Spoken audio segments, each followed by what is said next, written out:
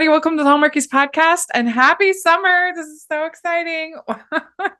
We are bringing in the summer, celebrating summer with a bonus episode for y'all. We're talking about two underrated classics.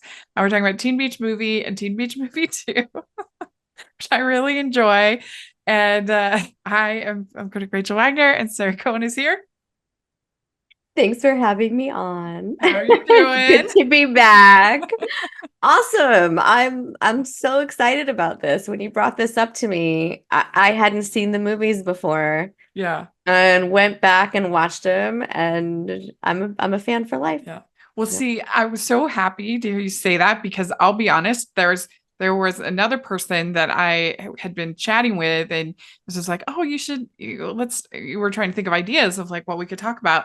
And so I said, "What about Teen Beach movies?" So they watched it. They hated them. So I was like, "Oh, darn." Which so I was like, a bit hesitant, but I'm like, maybe Sari will like it.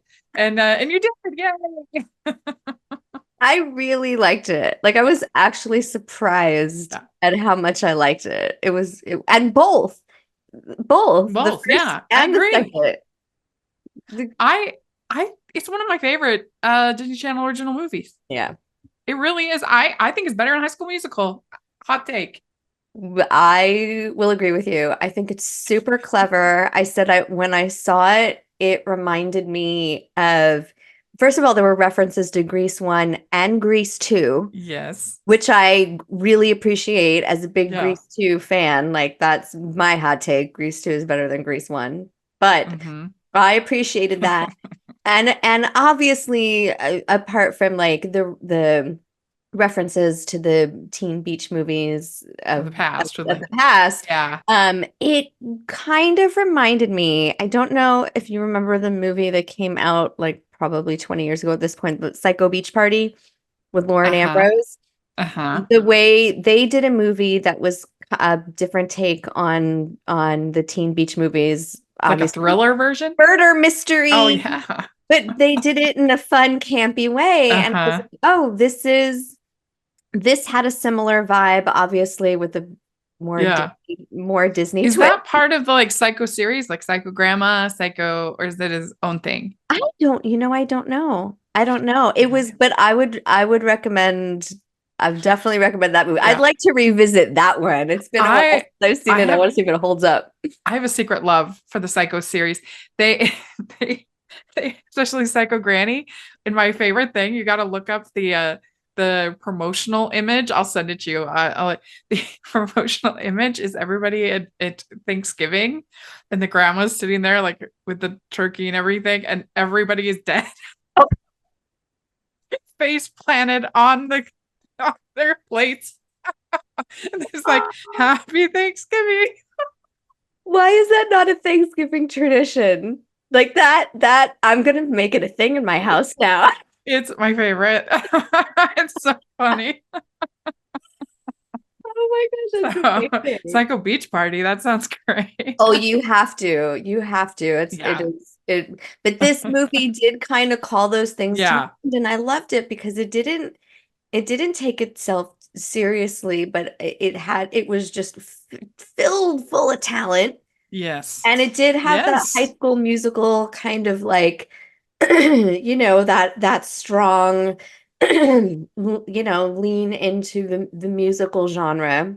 But for even people that don't love musicals, or that isn't their thing, like, it's a fun movie. And like I said, both of them hold up. I wasn't expecting the sequel to be as good as the first one. I admit, I think it's probably a bit of a tough sell if you don't like musicals, but I do love musicals, and the way it sort of plays up on and pokes fun at so many of the themes of classic musicals, and in particular like the beach party musicals with Annette Funicello, and that whole thing, and also the Gidget movies, and which are so fun, and it obviously is, has like a little bit of like West Side Story and Grease, and just the like Bye Bye Birdie musicals from the 1960s, which I love.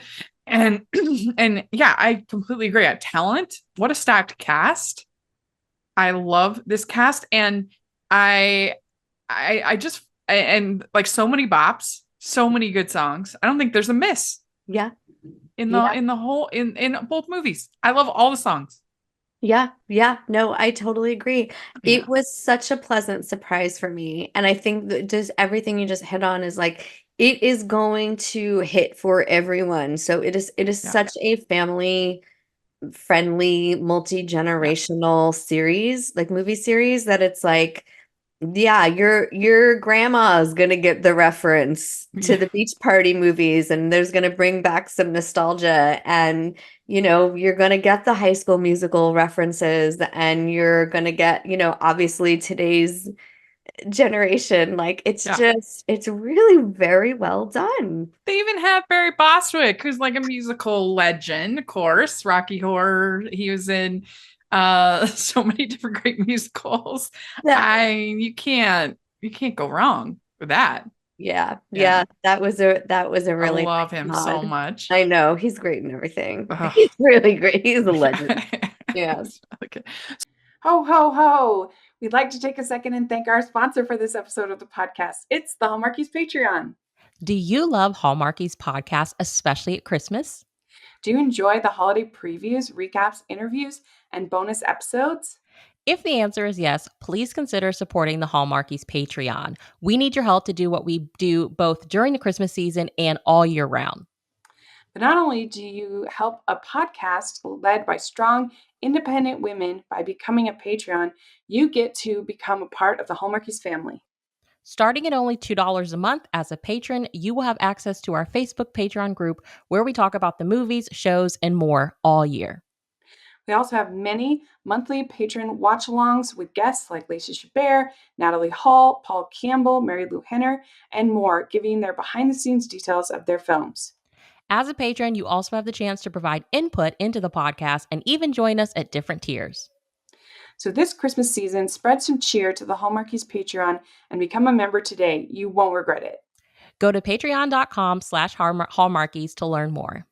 That's patreon.com/hallmarkies. The first movie, the little summary is two surfing lovers whose doomed relationship is nearing to a close find themselves swept into a dimension traversing wave that sends them into a beach movie musical in the 60s. So clever. Yes. Based off of the premise, I did not have high expectations. Yeah. I didn't. And the first little bit of the movie was, I was reluctant. It takes them a bit too long, I do think, to get into the 60s world.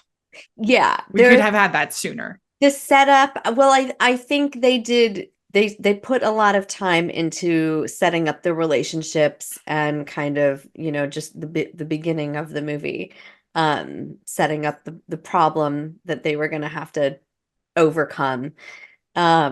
Yeah. So yeah, it did. But once they jumped in, I mean, once they were there, it was like instant. Once the grease nods kept coming in, and the throwbacks and the way the characters adapted from both eras, it was like, this is fun. Yeah. So you have Really Ross cool. Lynch playing Brady, and you have Maya Mitchell playing Mackenzie. This is directed by Jeffrey Hornaday and writers Vince Marcello, Mark Landry, Robert Horn. And and it starts out so basically like Mackenzie's mean aunt is making her go away to some private school when all she wants to do is be a surfer, and that's what she loves, and she's fallen for Brady, and Brady is also big surfer, and Mackenzie's grandfather has this special surfboard, and they love these beach movies, and particularly Wet Side Story, which I thought was funny. So clever. Yes. And they love this movie. Brady loves it. Yeah. And so she decides, well, I'm going to have to be leaving because she thinks she needs to do it because it was important to her mom. That's why she wants to, go to the school. It's because it's important to her mom. Well, she decides I'm gonna take on the big wave.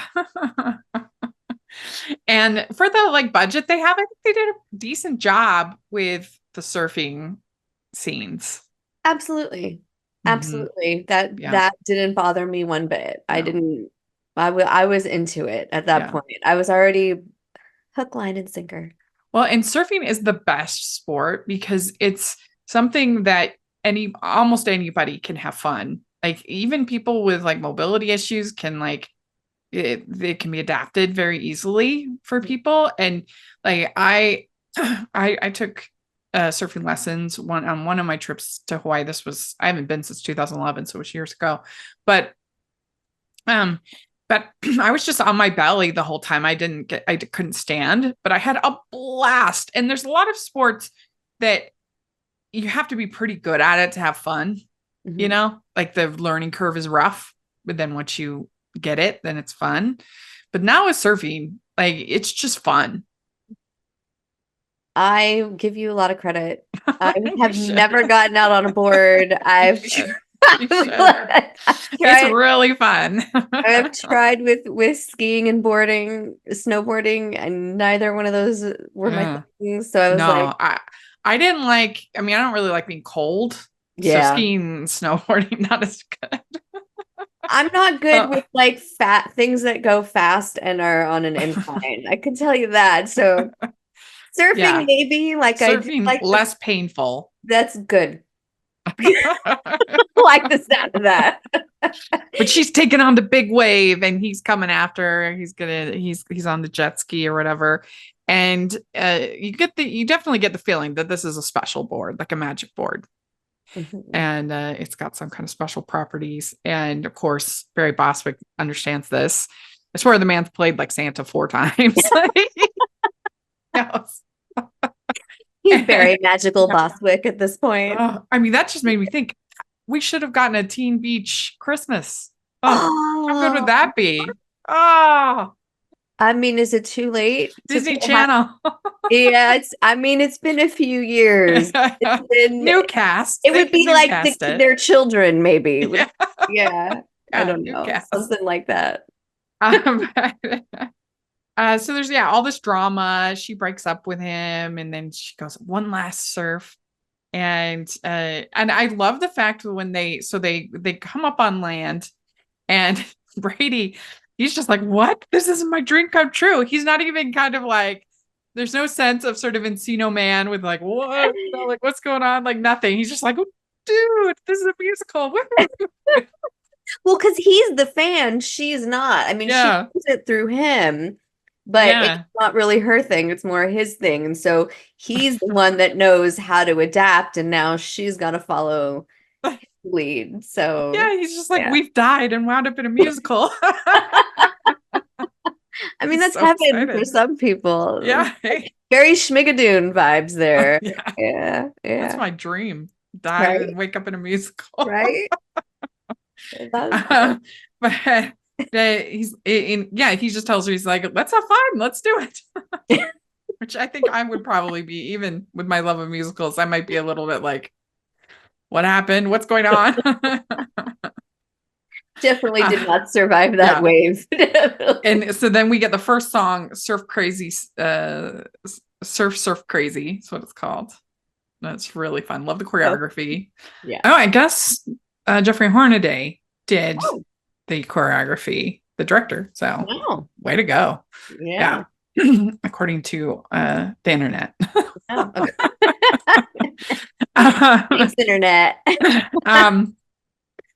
We landed in the middle of a teen surf war. So there's the bikers and there's the surfers in this, and the bikers are led by Layla and the surfers are led by Tanner. And Layla is played by Gracie Gillum, who I just love her in this. She's so good. And then Garrett Clayton playing Tanner. I am surprised he's not taken off because he's so good. Yeah. Yes, agreed. Hallmark should really look at this guy because he's got all the charm in the world, and he just seems like a perfect fit, don't you think? Yeah. Do we For know Hallmark. where he is now? I was looking. Let's see here. He's done some shorts, a few things, but not a ton. Not a ton. It sounds like he is in theater. He did there was a Rocky Horror Show live stream theater thing with Barry Bostwick. His big thing was he was in Hairspray Live with that he was Link in that, which makes total sense. Oh yeah, totally. Yeah. So he may be doing theater. I have no idea. But anyway, I think he would be good at Hallmark. Yes, absolutely. I really do. Absolutely. I absolutely agree. Mm-hmm. Yeah. And I don't know what Ross Lynch is doing lately. I feel like I haven't seen him around much either. Let's see here. Ross Sounds like he's doing a lot of music. I was gonna say that busy with music. That sounds accurate. Oh, and he was on the Chilling Adventures of Sabrina. Oh. Yeah, I guess he was on that that's show. why. But yeah, keep busy because you're very talented. Very, very talented. All this whole cast. Very talented. Yeah, no, I mean, I feel like the casting was done so well. I mean, they knew they knew what they were doing. Everybody is super talented. And then they have Cruisin' for Bruisin', which was great. And that's to kind of get you to know the bikers. Mm-hmm. So you get Layla and you get her brother and all of that. It was very Grease vibes. They blended it so beautifully. It was like you got the West Side Story vibe.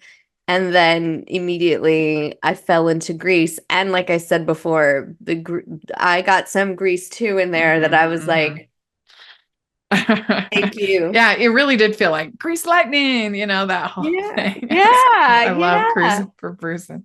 Yeah. And I also like when their outfits change and they're like, where did this outfit come from? That's the magic of movies. Yeah.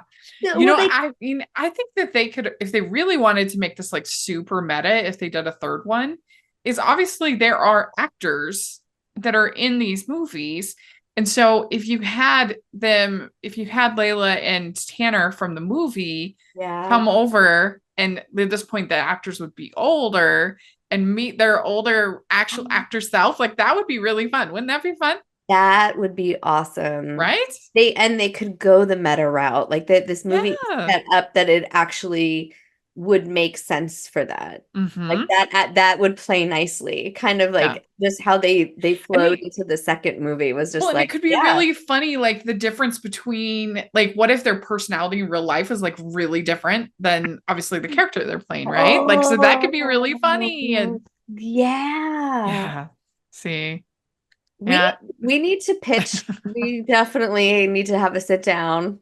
Disney, you need ideas. You really need ideas right now. We got it. We got your number 3, baby. And so then we get Falling for You, which is one of the highlights. Great song. Yeah. And I love that you get they kind of play on a bunch of the different tropes of these movies and of just musicals in general. Like the scene where both Layla and they both end up catching Brady ends up catching Layla and Tanner ends up catching Mackenzie. Like it in movies like this, you always have that scene where they like fall into each other's arms. And I'm like, I don't think that's ever happened. I called the movie Fall, and it's like perfect for kissing. And I'm like, I don't think that's ever happened in the history of the world that like you're just happen to be on a subway. Oh. Well, listen, there's also some Back to the Future nods in there too. True. Like they have a moment with the stuff kind of disappearing, but also that's the same thing with Marty McFly is like It's the one where he especially in the second one, they do, yeah, especially. Yeah. yeah. In that. But yeah, things start disappearing. And also, like, the longer they're there, the more they are affected, where they can't get wet. They can't, yeah, things are starting to change. And she's like, I'm going to miss my plane. Going to be a problem. He's like, well, what's the problem with that? uh-huh. And you also have these mad scientists who are like building this. They want to take down the.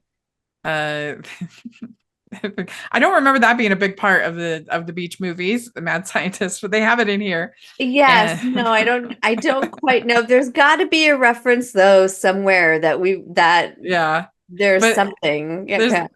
a great line though in the this is like, shouldn't you be off book? Oh, fuck.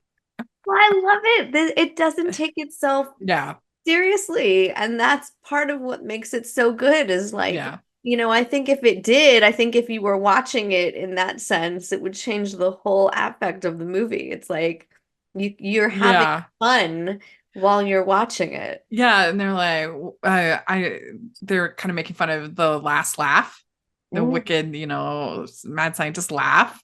So that's really fun. I'd be wary of the last laugh. Doesn't end well.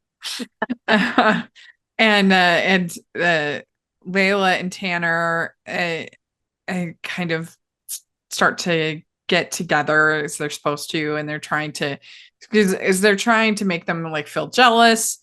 And Brady says, "You guys are strange. I like that."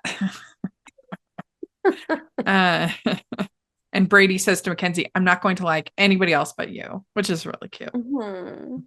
So they're trying to make they're trying to make Tanner in particular jealous so they can get this thing moving. And we have "Meant to Be," which is another good song. Another good song. And then "Like Me," where the I know what girls like, I know what boys like. That is one of my favorites. Yeah. It's really fun. Yeah. And she ends up Mackenzie ends up in like the Grease inspired outfit with the black tight pants and everything. Olivia Newton-John, she couldn't move. Like, I mean, it's unbelievable she's able to do those moves that she did, but she was literally sewn in. Like, she couldn't button anything. Sign of Yeah, the Times. unbelievable. Yeah, like 78. That movie came out, I think. Yeah. Yeah. And Mackenzie says, "Every minute is a minute I won't do what my mom wanted." And he says, "What's your hurry to grow up?" That's right. That's right. Yeah. And then they go out surfing, and he says, your heart's telling you one thing, but everything is always getting in the way. And they take like Tanner and Layla out surfing. They want to go surfing, and Tanner makes Mackenzie a like flower wreath, but now this is a point her hair's not getting wet in the ocean. I like the involuntary musical number "Can't Stop Singing." Like, I'm being pulled. I can't stop. I'm singing. It's coming. That's one of my favorites. That's up here for me. Yeah. It was really funny. And then Brady gets stunned by the villain, the stun gun kind of thing. And Tanner says that he wants to ride a motorcycle. So they both come, because Layla wants to surf, Tanner wants to ride a motorcycle. And and I like the line where Brady says, "At least my favorite movie wasn't Tarantulas on a Train." That was good. So clever. So Mackenzie starts to realize that like her mom wouldn't want her to be unhappy, would want her to follow her heart. And so then they're tied up by the mad scientist, and she says, "I'm tied up, but I've never felt more free." Just cute. And then they do "Meant to Be" again, and Layla and Tanner save them. And I like it. He could just completely wipe the mad scientist stuff off the whiteboard. And he's like, what? I can't. And they go out on the big wave. She takes the wave and she says that she's not going to school. She tells the aunt, and the aunt was like, okay, basically, like, that's fine. Yeah. Yeah. Yeah. Yeah. And then we get Surf's Up is the last song, which is really fun. And we get a little wink at Teen Beach too. Yeah. Yeah. So I just think this is super clever. I think it's fun. I like the songs. I like the cast. I don't know. I just really like it. I do too. I think it is a very fun watch. I mean, don't go into it expecting like a La La Land, you know? Don't go into it and be like, this is an Academy Award. Right. You know, but at least it has likable characters. Yeah. Yeah. Well, I'm like, but yeah, it's not like high cinema, but it's really fun. So fun. And like I said, it is for multiple generations, and it holds up because this movie, it was done over 10 years ago. Yeah. You know, I know. It really does feel fresh. It feels fresh. Yeah, we were watching it today, and it could easily be made today. Yeah. It's got, the nostalgic references are fantastic for people who do love musicals or just cinephiles. Like there's a lot of, the talent is fabulous. The songs are catchy. It really, it's worth the watch. It's worth the watch. Yeah. We'd like to take a second and thank our sponsor for this episode of the podcast. It's the latest from Harpath Road Press and best-selling author Jenny Hale, The Golden Hour. After the loss of her single father, Josie Wills is forced to give up her dreams and return home to take care of her autistic teenage brother, Nick. But she doesn't just leave her dreams behind, she also has to leave her real first love, Julian Russell. The Golden Hour is a powerful, heartwarming story that will have you believing in the power of love and the perfect accompaniment to your summer vacation plans. You can pick up The Golden Hour wherever you purchase your books or using the affiliate link below. Find out more about Jenny Hale and all the books from Harpath Road Press at harpathroad.com. That's harpathroad.com. Then we have Teen Beach 2, and this is modern day teens Mac and Brady get a real world visit from Layla, Tanner, Butchie, and other surfer and biker pals from the beach party film within a film, Wet Side Story. And this has the same, it is Jeffrey Hornday directing, Matt Eddy, Billy Eddy, and Dan Bernstein writers, and our same cast coming back. And I feel like when this came out, there were a lot of people who didn't like it. But I really like it. I think it's super fun, super clever. I like it. And watching it back to back, if you haven't seen them, I would highly suggest that's how I did it. There might be, kind of like a Grease 1, Grease 2 thing. You might be kind of like partial to one where it's like, this is your favorite. You live and die by this. Nothing can compare to this. So anything that comes out after, the sequels always get the bad rap.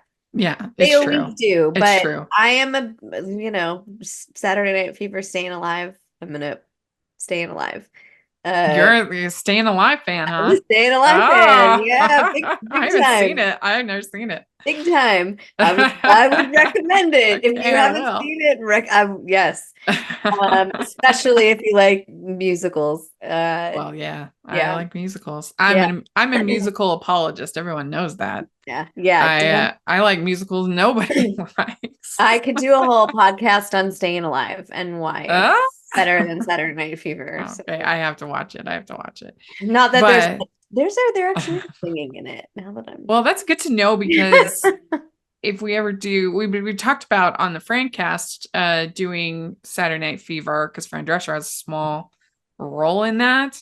But I'll have to, if we ever do it.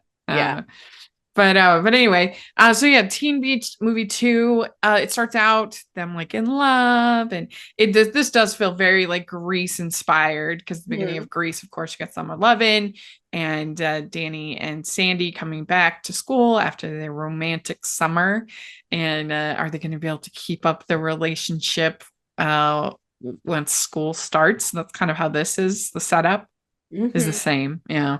Yep. And she's like, we've only known each other in the summer. There's that whole summer loving thing at the beginning. Yeah. And best summer ever is the big musical number. Love it. Love it. And she drops her necklace from that Layla gave her into the ocean. She's devastated. And then they have this big fight and they break up. We've only known each other in the summer. So different.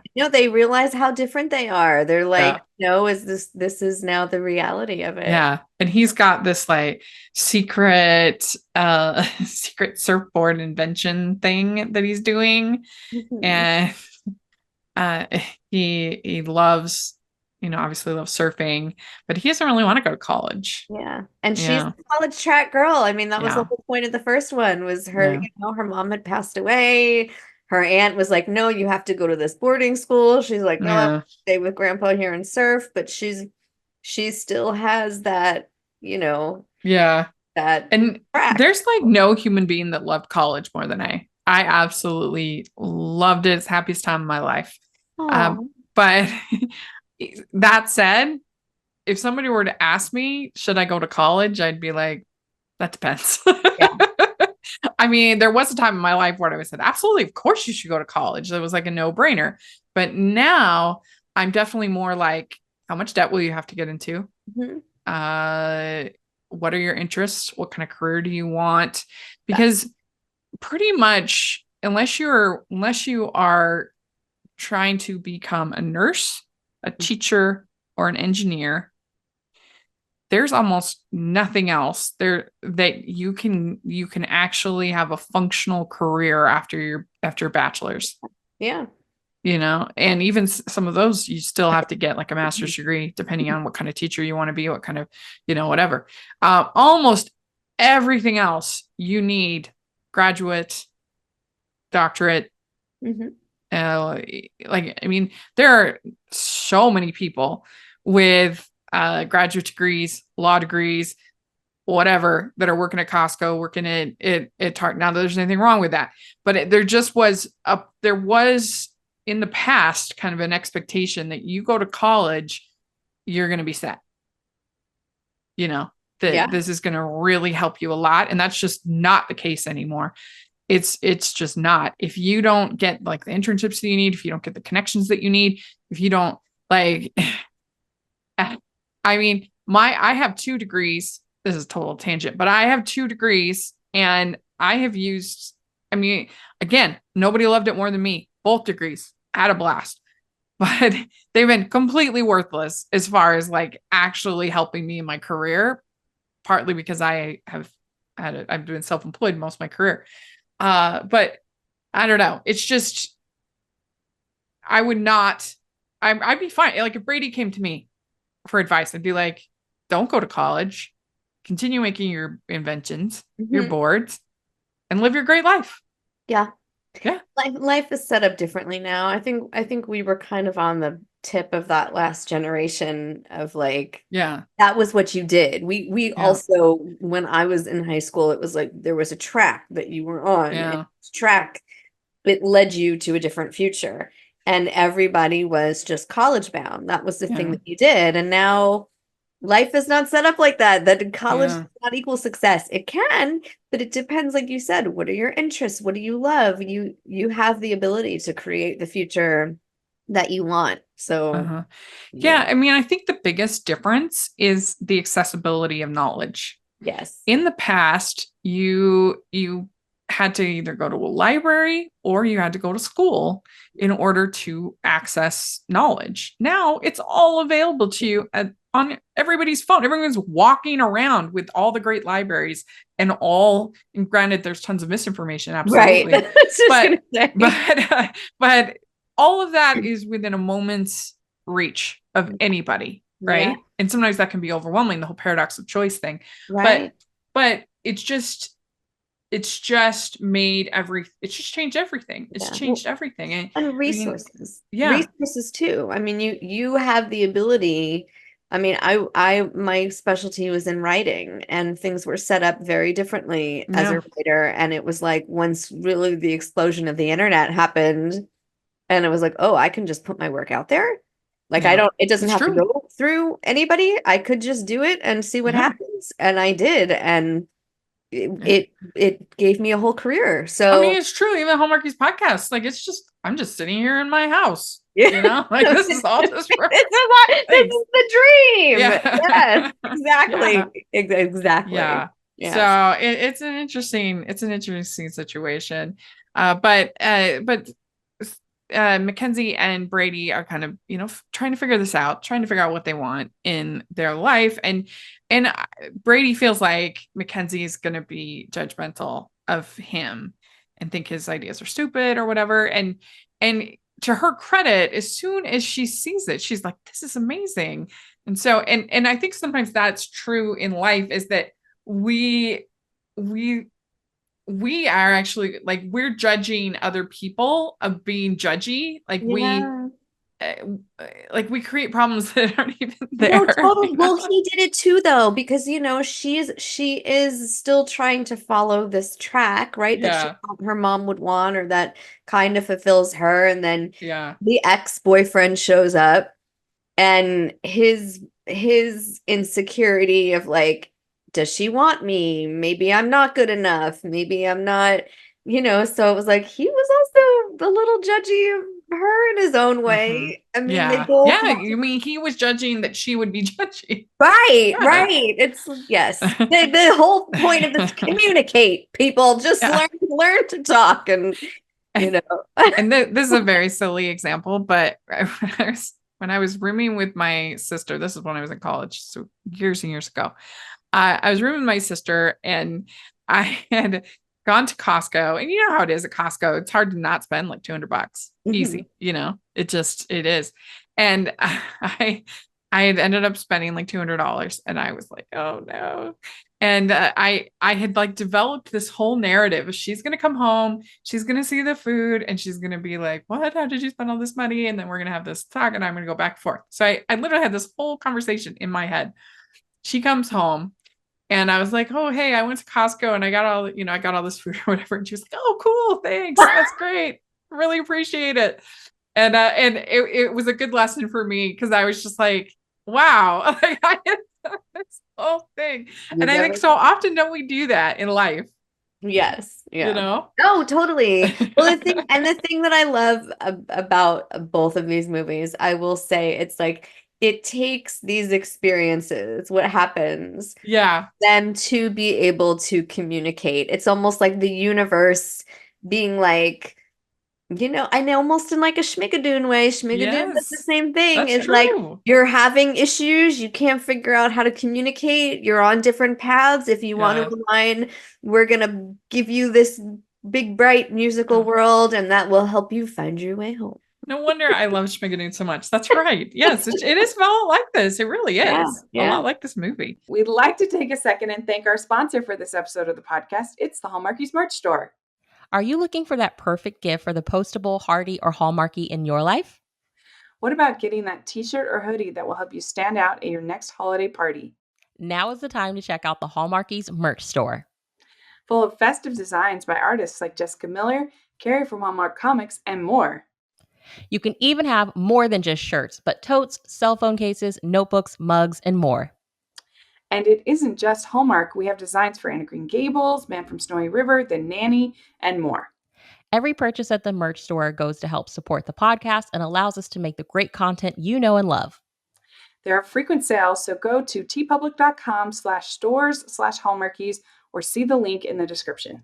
That's tpublic.com/stores/Hallmarkies. And so there's the On My Own song. And then we get a scene with Layla and Tanner where they break the plot and they look at each other like, oh, we're doing something different, which I really like. It kind of continues on what we're talking about, that they start communicating differently and becoming their own people. And there's Right Where I Want to Be song. And then Layla and Tanner show up on the beach and they have the totally dry hair. Mm-hmm. Yeah. I did like Chi-Chi and C-Cat in this a lot. They're kind of pretending to be Lila and Tanner because people start disappearing. Like you said, like in the first one, there's a little of that, but there's like a lot. Yeah. There's a lot more Back to the Future vibes in this one than in the first one. Yeah. Yeah. Well, they're in the real world. I mean, what I love about it is like, yes, the first one, they're in the movie, and then this one, the movie comes to them. Yeah. And I again, love when they take Lila and Layla and Tanner to school the very first time, and they're like looking around like, what? oh my gosh, when they discover the phones, when they get to the Yes. beach trying to use the phones, like not understand. It is. Yeah. And Tanner, he's like, people dig me here. Really good. And I like Brady says, should we turn them loose on the horrors of the cafeteria? And that's when we get the song Twist Your Frown Upside Down, which is really fun. What I love about it too is like they also switched roles where they're discovering about themselves, like being in the real world, you know, the vast, the vastness of reality of like, this boy's kind of cute and I really like it. Look, I can be, and the feminism. Let me tell you, the message of feminism in this, of like, you know, it's like girl power done right. Yeah. Because it's not demasculating of the guys at all. Like they're valued in their story and they're important. And like I said, especially Brady at the end, like he realizes that him doing these inventions and making like has value and meaning that's never demeaned. None of the male characters, even Tanner.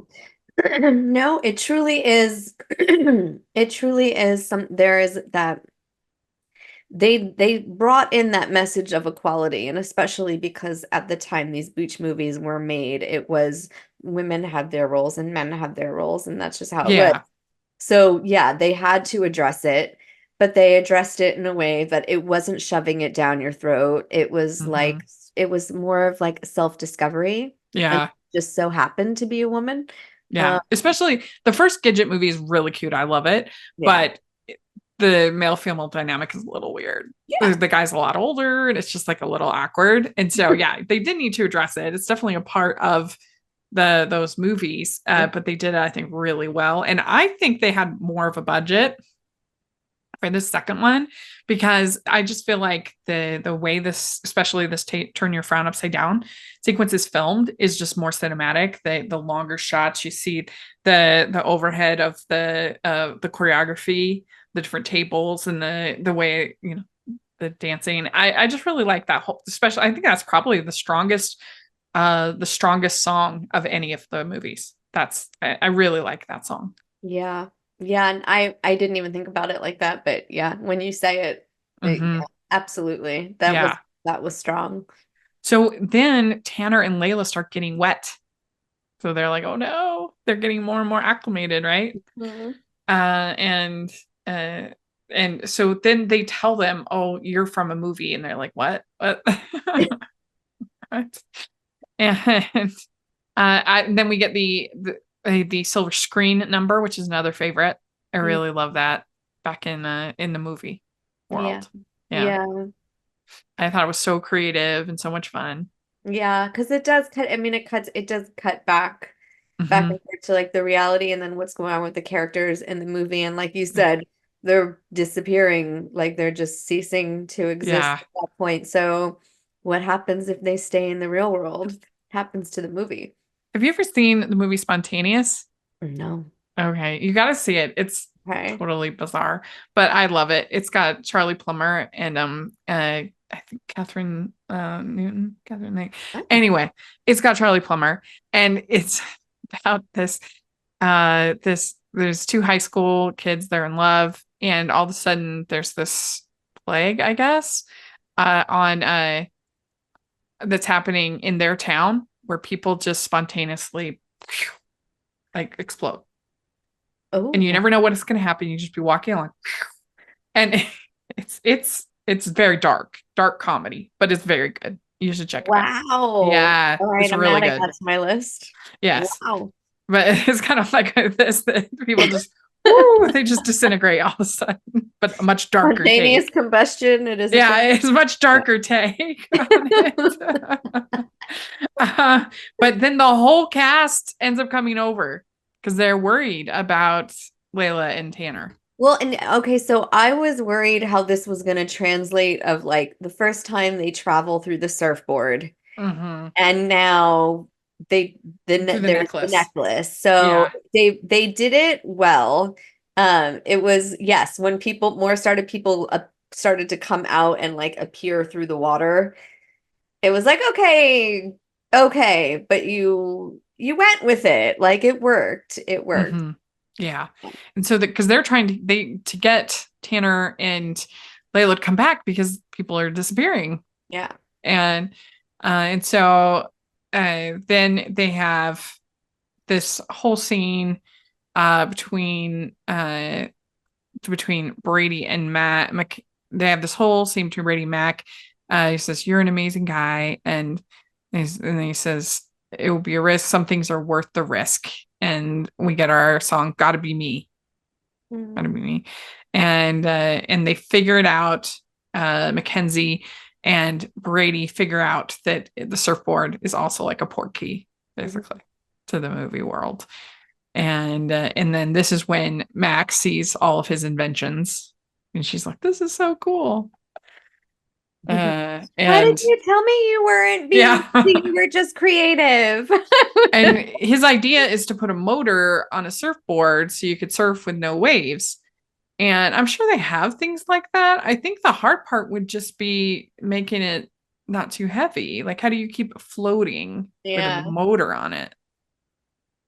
I don't know. I don't know too much about the surfboards, but I mean, I feel like I feel like those exist, but I think that would be the challenge. Yeah, speedboat. Isn't that what a speedboat does? Yeah. But that's his inventions. Also, one that folds into a suitcase. And then Max says, "I'm sorry you felt you had to hide this from me." Yeah, so sweet. I love that. I know. It's so good. And we get Meant to Be again, reprise. And then they see that Layla and Tanner have created a different movie, a new movie called Queen of the Beach, where she's empowered and but then they're worried, like, what if we don't meet? Because they had met through Wet Side Summer. Yeah. And it turns out they still meet and they still fall for each other. It's really cute. Yeah. The idea of sending them home, they didn't, because everybody was disappearing, and it was like quickly they have to get home, get them on the surfboard, and they knew that they were taking the risk of, like, if this movie isn't, because that was how they met, if this movie isn't made, are we going to meet in real life? Like, will this change our past? And it does, but in a good way. Like when Layla returns, and the movie is again, like, you have the strong female lead, and it's super cool, and the two then they discover they everyone is meant to be where they should, when they should, how they should. It's a good message. It is. And the last song, That's How We Do, which is so fun. Love that. And so I just really enjoy both these movies. I think they're really fun, really strong, enjoyable, good cast, good songs, fun story. What's not to like as far as I'm concerned? I will say yes. And the ending of the second one, like, their re-meet, cute. The re-meet cute. Like, the whole, it's cute. It brings everything full circle. It really is. Both of those movies, like, I would suggest watching both back to back. It makes for a good series. It tells a really good story. And like you said before, I would love for someone to revisit this. Yes. And just, telling you, Teen Beach Christmas edition. We need it. Yes. Now. Please. Disney, come on. Take a break from 50 million other sequels and do this sequel. This is the one we want. Yeah, people will love it. People will love it. You'll have the original fans from 10 years ago, and Yeah. they'll introduce it to their kids, and you can even God, how many musicals have been made since then that they can add in to reference it. Like it just has, the world has the ability to expand. So I would love to see it. Yeah, and I just feel like it's very underrated. I really do. I feel like both these are very underrated, and I think our Hallmarkies audience would enjoy both of them. So thanks for coming on and talking about them with me. I really appreciate it. Oh, thanks for having me. And Always a pleasure. yes. And if people want to follow your content, how do they do that? Yes. On Instagram, I am at The Savvy Scribbler. I'm also on TikTok under Sari Tales. Great. And you can find me, Rachel's Reviews, all over social media, iTunes, YouTube, and on Rotten Tomatoes, and on Stage Blog if you want more of my like musical theater opinions. Check that out. And if you could make sure you're following the podcast, Hallmarkies Podcast, all over social media. And if you're listening on iTunes, please leave your ratings and reviews. We sure appreciate that so much. And if you're watching on YouTube, please give the video a thumbs up and subscribe to the channel. We appreciate that so much. We also have our Patreon group, which is the biggest way you can support us. And we have the merch store. You get all kinds of fun. We can get all kinds of fun you can get all kinds of fun designs, including an I Love Musicals new design, which I really enjoy. So check that out. And thanks so much. We'll talk to y'all later. Bye.